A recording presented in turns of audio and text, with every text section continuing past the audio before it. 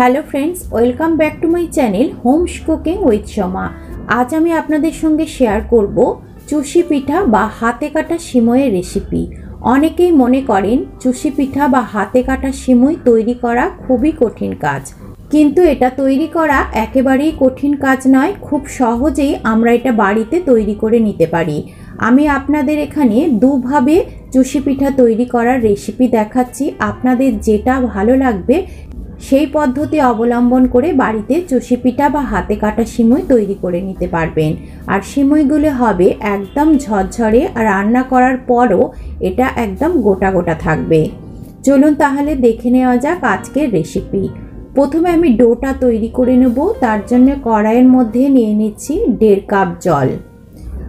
1.5 cup জলের মধ্যে দিয়ে দিলাম স্বাদ অনুযায়ী নুন আর 2 টেবিল চামচ মতো চিনি, আর দিয়ে দিলাম 1 চামচ ঘি।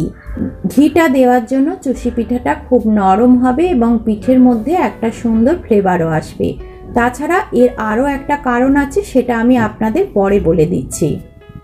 সমস্ত কিছু মিশিয়ে দেওয়ার পর জলটা যখন ফুটে উঠলো তখন এর মধ্যে দিয়ে দিলাম 1 কাপ আতপ চালের গুঁড়ো। গুঁড়োটা এক হাতে দিয়ে আর এক হাতে অনবরত নাড়াচাড়া করে যেতে হবে, আর এই সময় গ্যাসের ফ্লেমটাকে মিডিয়ামে রেখে দিতে হবে। নাড়াচাড়া করে নেওয়ার পরই এটা একটা ডোয়ের আকার ধারণ করবে। ডোটা যখন এরকম শক্ত হতে আরম্ভ করবে তখন গ্যাসের ফ্লেমটাকে অফ করে দিতে হবে। তারপর একটু নাড়াচাড়া করে নিয়ে ডোটাকে ঠান্ডা হওয়া পর্যন্ত আমাদের অপেক্ষা করতে হবে। ডোটা এখন অনেকটাই ঠান্ডা হয়ে গেছে, হাত ছোঁয়া অবস্থায় এসে গেছে।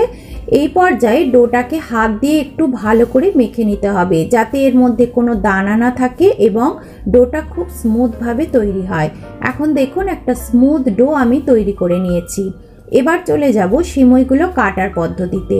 ডোটা তৈরি হওয়ার পর আমি এখান থেকে অর্ধেকটা ডো নিয়ে নিলাম, আর এবার সিমইগুলো কেটে নেব। তার জন্য আমি একটা কাঁচি নিয়ে নিয়েছি। কাঁচির গায়ে আমি একটু ঘি মাখিয়ে দিচ্ছি, যাতে ডোটা কাটার সময় কাঁচিতে লেগে না যায়।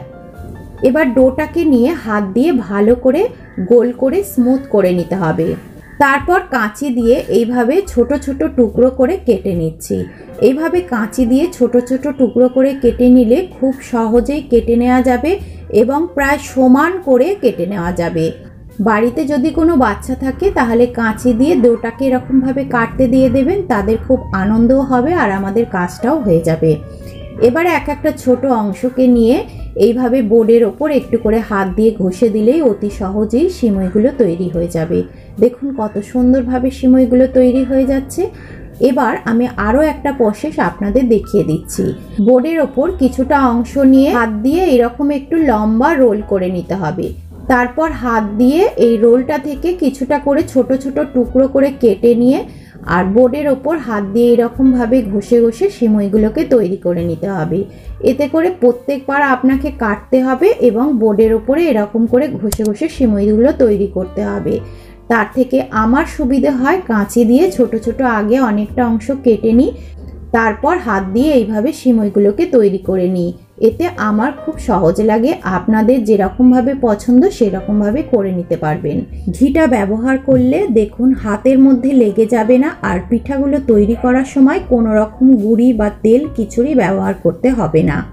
এখন দেখুন চুষি পিঠা বা হাতে কাটা সিমইগুলো কতটা ঝরঝরে হয়েছে, আর ঘিটা দেওয়ার জন্য একেবারেই একে অপরের সঙ্গে লেগে যায়নি।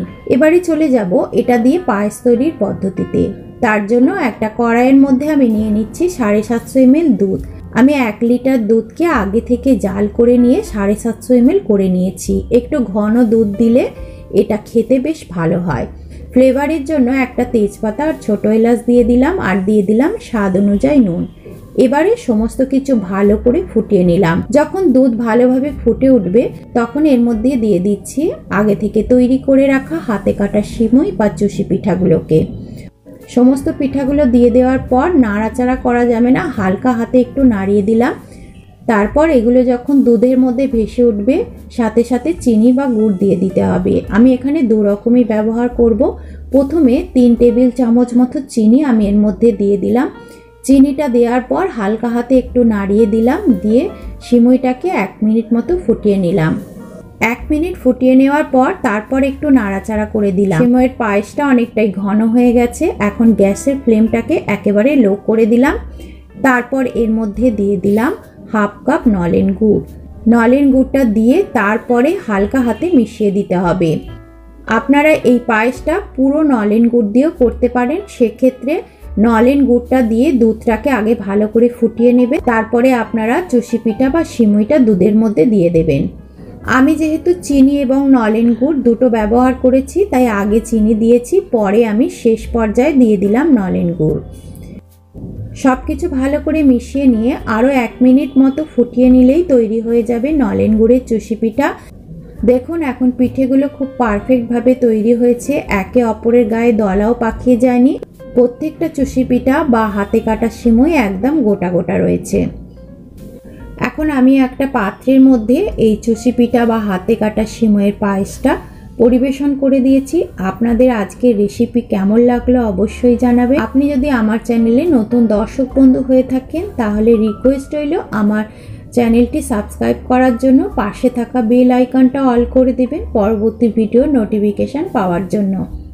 এতক্ষণ আমার সঙ্গে থাকার জন্য আমার সকল বন্ধুদের অসংখ্য ধন্যবাদ।